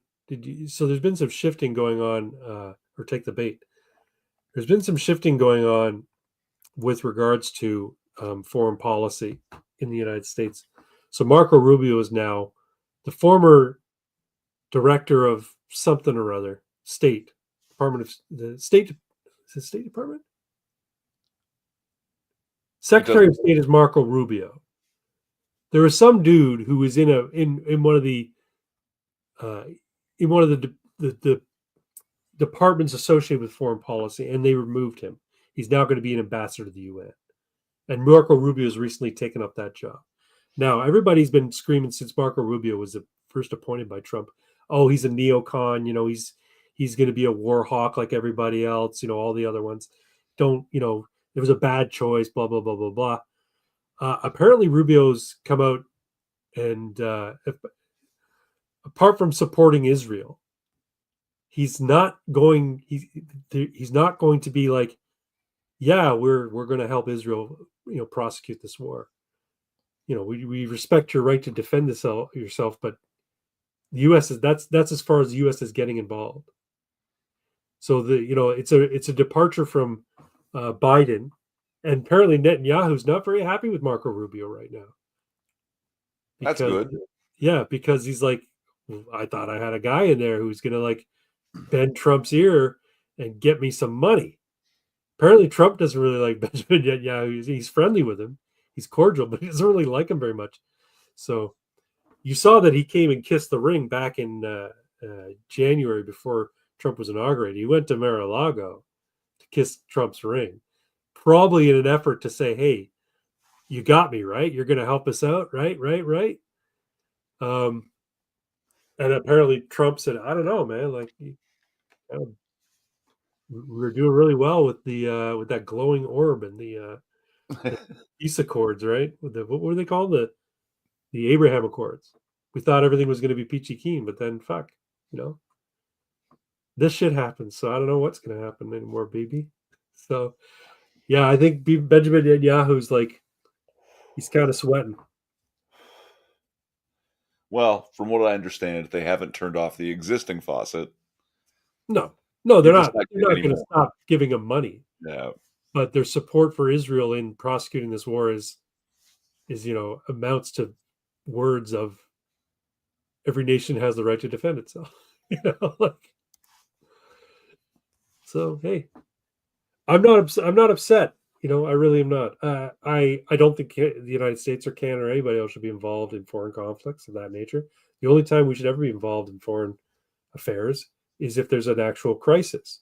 And by crisis, I mean there was an earthquake and, entire cities were buried, or there's a hurricane and, people are displaced and, food and water security is down. Then Canada can throw some money. Then Canada can send some people. But and same goes to the U.S. But like the idea that, there's a border skirmish in fucking Eastern Europe. Not my monkey, not my circus. Fuck it. Let them sort that shit out. None of my business. Oh, and in this country, we're going to bring the circus here. Yeah. That'd be like, you live in a house on one street. You live in a house on Main Street. 5 blocks over, like almost a completely different subdivision. There's 2 neighbors fighting over loud music played the night before by their kid at a party. You getting in your car, coming over there and getting in the middle of the fucking fight. It doesn't make any sense. Why would we do that? Nothing to do with us. We got our own shit to take care of. But we don't want to take care of our shit here. We just want to create more shit. Our government just wants to create more shit. My mouse is causing crazy shit. I'm waiting for Marco Rubio's remix album to drop. That's going to be lit. He's got a remix album? I don't know what he's talking about. It'll come out on Crystal. Nice. Yeah, I don't know. What are your thoughts on Marco Rubio? I don't have many. I haven't been paying much attention. Me neither. The most I know about Marco Rubio was Trump's nickname for him, Little Marco. And I always thought he was like, a career politician, neocon guy. I know they were floating him for a while for being the Republican nominee, as being, he was going to be the next Jeb Bush. Jeb Bush was supposed to be president in 2016. You know that, right? What does that mean, supposed to be? That the people who shape things behind the scenes had already arranged that the Democrat was going to, whoever the Democrat was going to be, they were going to lose to Jeb Bush. And Jeb Bush didn't even get the fucking nomination. Anyway, please clap. Yes, please clap. Anyway. Or do you think Clinton was a shoo-in? I know Clinton was a shoo-in insofar as the Democrats were concerned.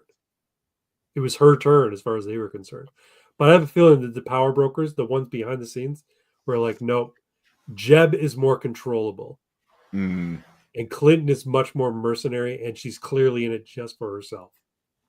Whereas Jeb, we can fucking puppeteer.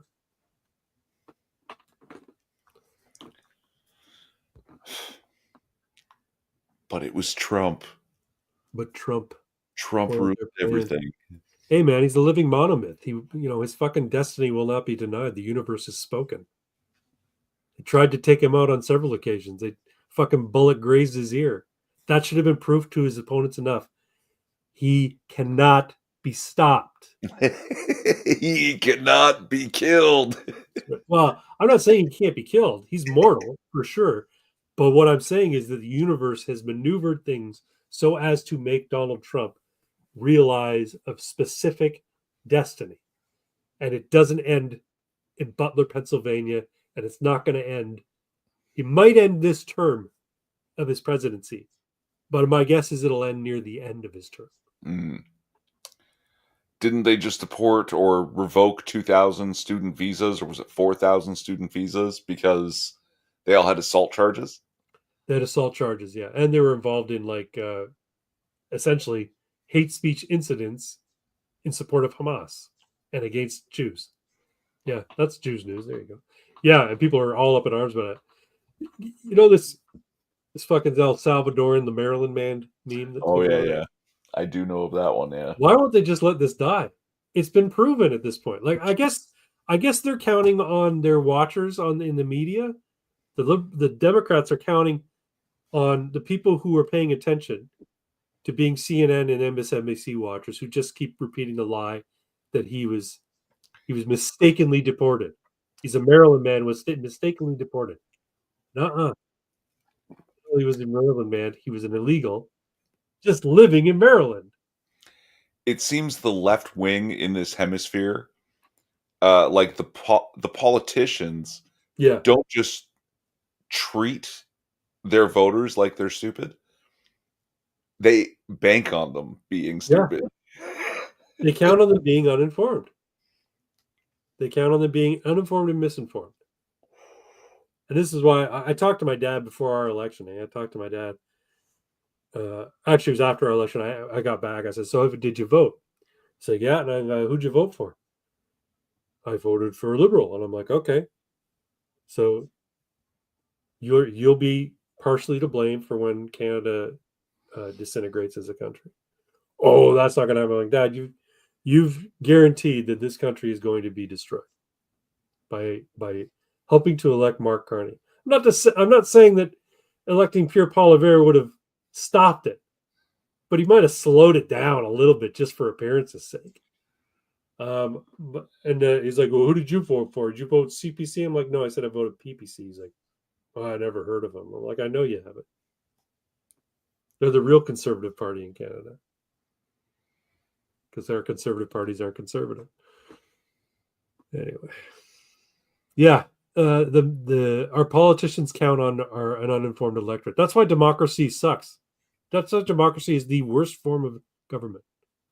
During the press conference, Carney said we're going to return immigration levels to a manageable, sustainable level by only giving out as many worker permits and student visas as 5% of the population.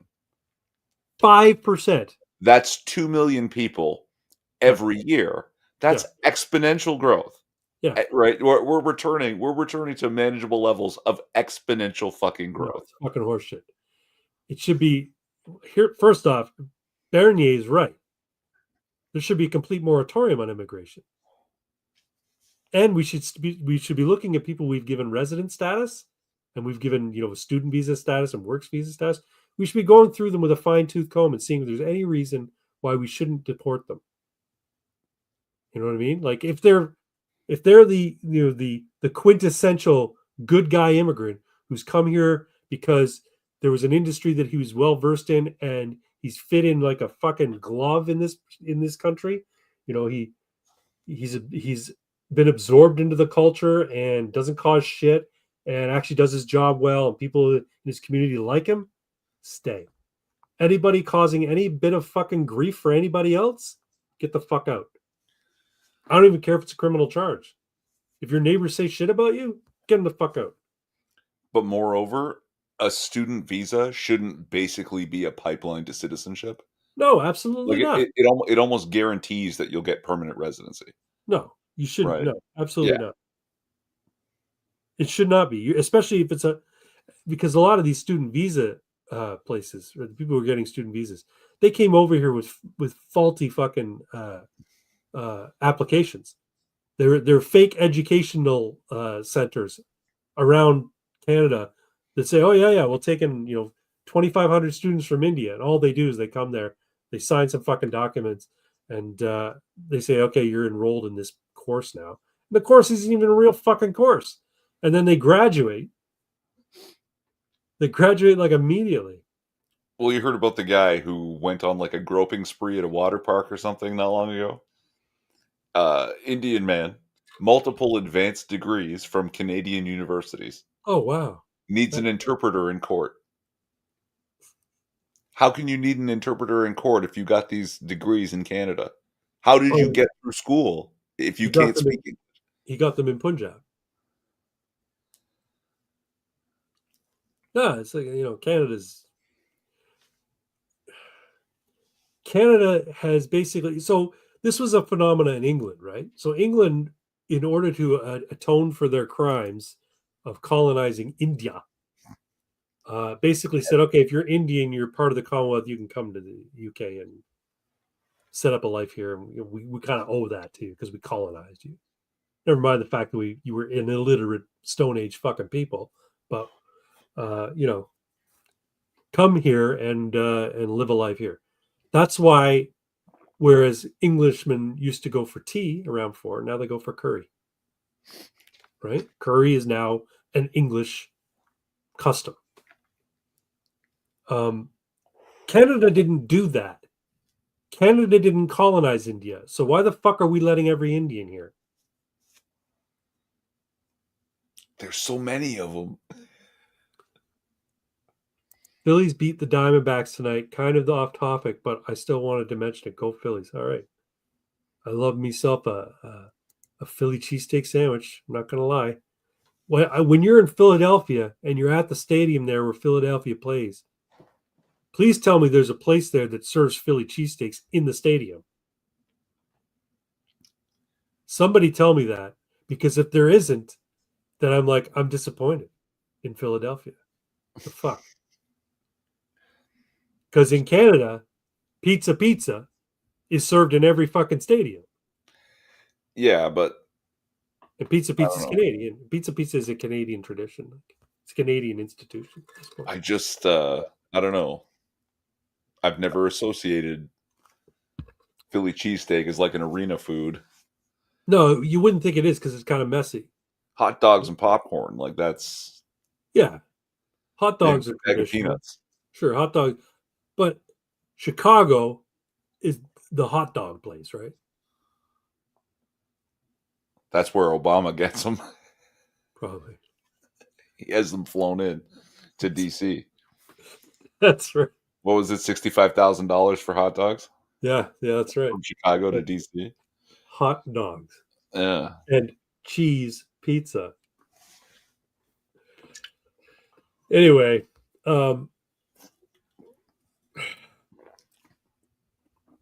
you know the acronym, Comet Ping Pong, right, in DC? Yeah.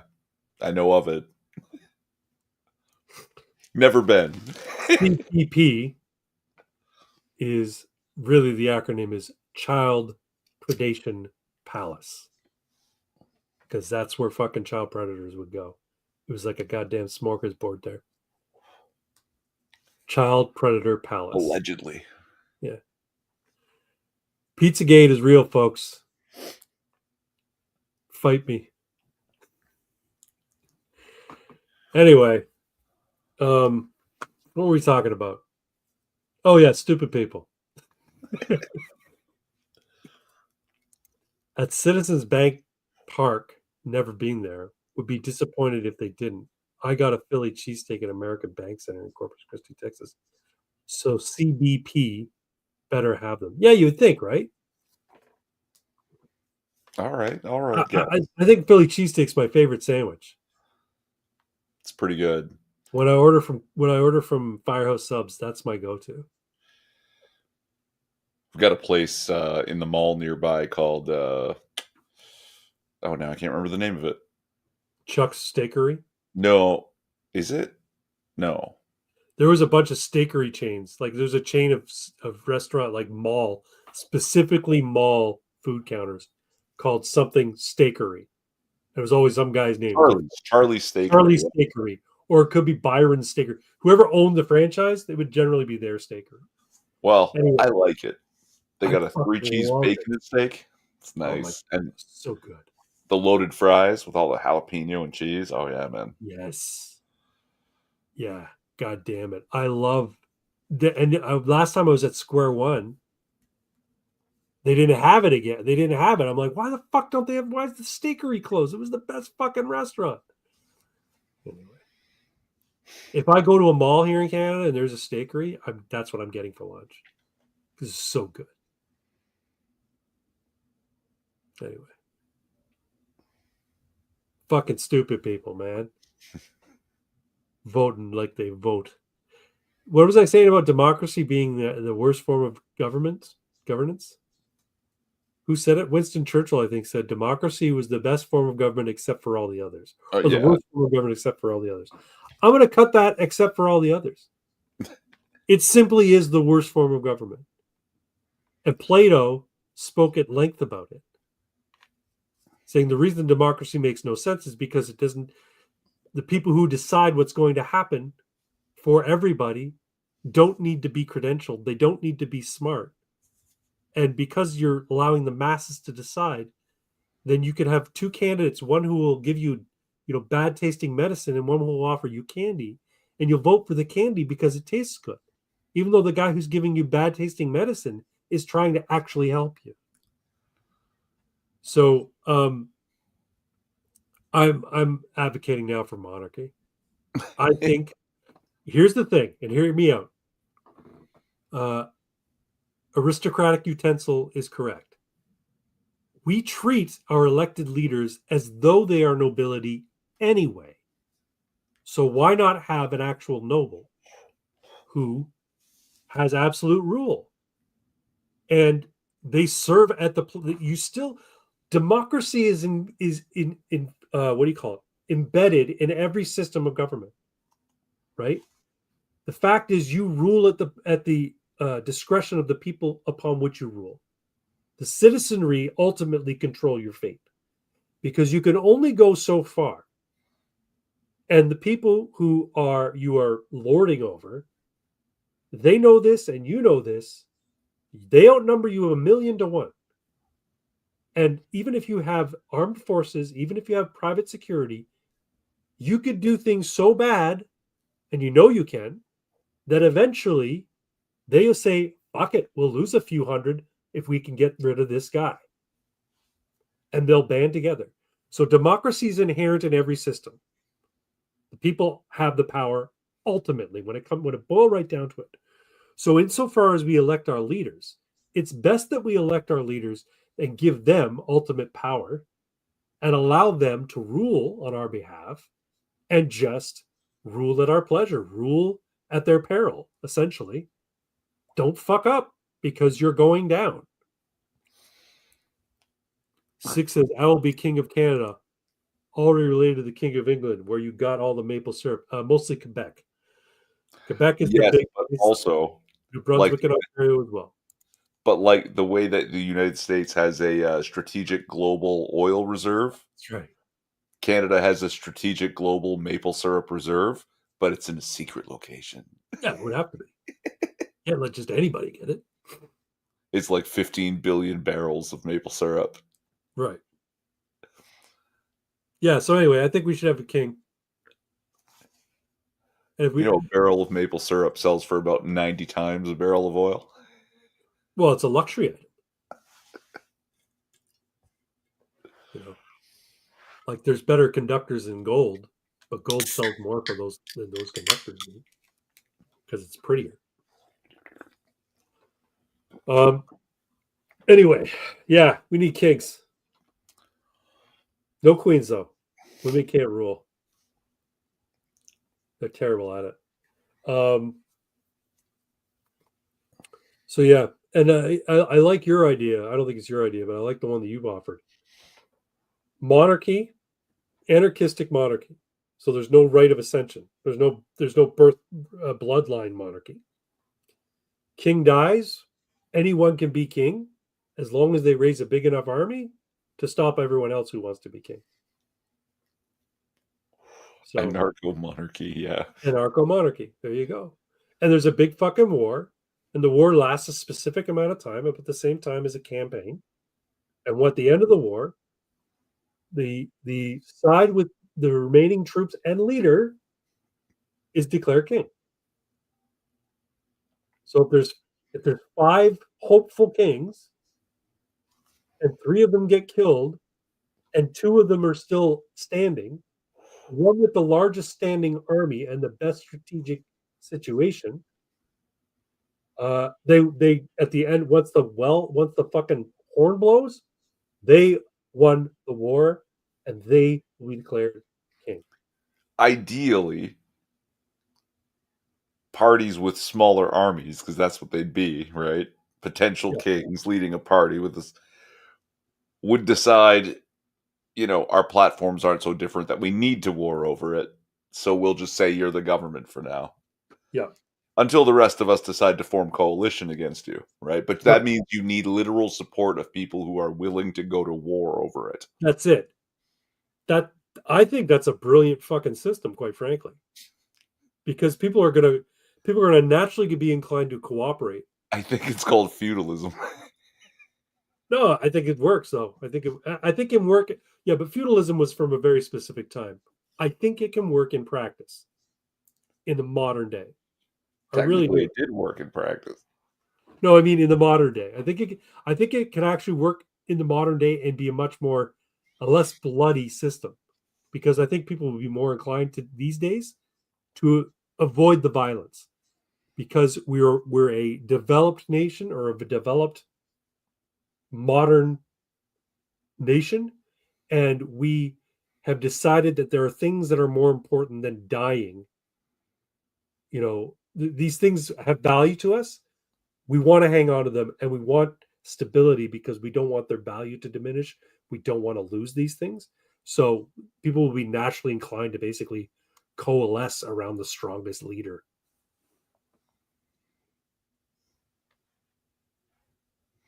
So feudalism, neo-feudalism can work, or anarcho-monarchism. Heinleinian feudalism. There you go. Heinleinian feudalism. I like it. Let's do it. Anyway. It's a Heinleinian feudalist republic. Already cooking up the flapjacks. We call them pancakes here. Ridiculous. All the wars will have to be fought with medieval weaponry. No, I think that's just too bloody. I do think it should be fought like, the Revolutionary War was fought. Fucking ranks of men marching towards each other in brightly colored fucking uniforms, just shooting each other down, but with M16s and AK-47s. And people will sit up on the hill having a fucking picnic and watching it.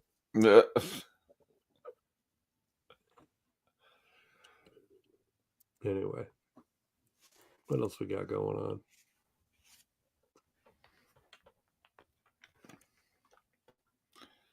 Sparta had a distinction between citizens and civilians.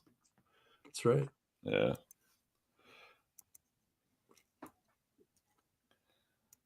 This is Sparta.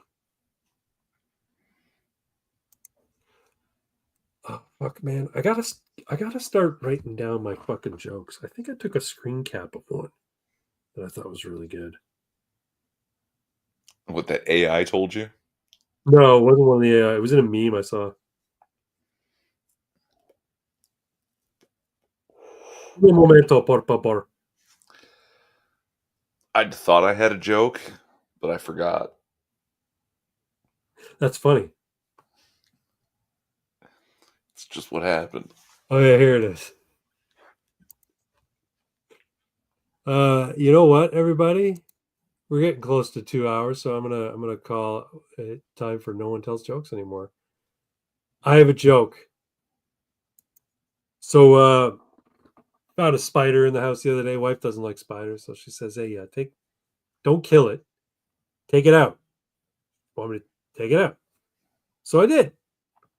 Had a few beers. He's a nice guy. He's a web designer.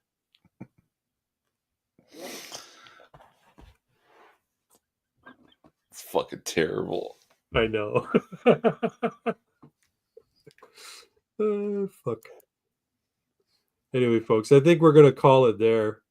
We're coming up on 2 hours, and I have nothing else to talk about. Our joie de politique is very low since the election here in Canada.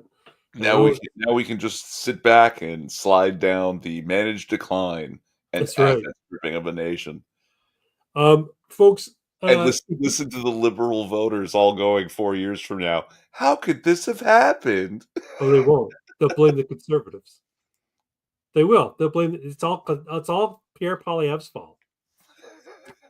Anyway, we we're need 5 more years of liberals. 2 whole decades. Yeah. You know what? I think Canada's done, man. I think we're going to be part of the United States this time next year. You just won't realize it. It'll be very fucking quiet. We'll be annexed, but it'll be invisible. We won't realize it. Just a pure financial annexation. Yeah. Things will get better because basically we're going to be managed by the Trump administration. Unless they've already sold it to China. You know what? China's not doing too good. They got a merchandise surplus because of all the fucking tariffs. That's They're true. sitting on goods that they can't fucking sell. Nobody's buying them. Oh, yeah, because that's what people didn't realize at first. All these different places that Trump was throwing tariffs on was because China would sell their goods to those countries, which would then in turn sell them to America. But now they've all come to, kiss the ring at Trump and, yeah, okay, we'll help you out. All but China and Canada. So China and Canada are fucked. So basically we're going to be buying all the plastic shit. Watch all the Dollaramas, just the number of Dollaramas around Canada just explode. You're gonna see a whole bunch of cheap plastic shit in Canada, and we'll be forced to buy it because that's all because we're not gonna make it. We're gonna be absorbed by the United States Or China. No, I don't think China. I think China's fucked too. Anyway, folks, it's been a great time with you all. Thank you for coming out and watching another Ammunation live stream. We're gonna end it here, but please make sure you stick around. Oh, and if you haven't already, like, share, and subscribe. I don't like saying that, but go ahead and do it.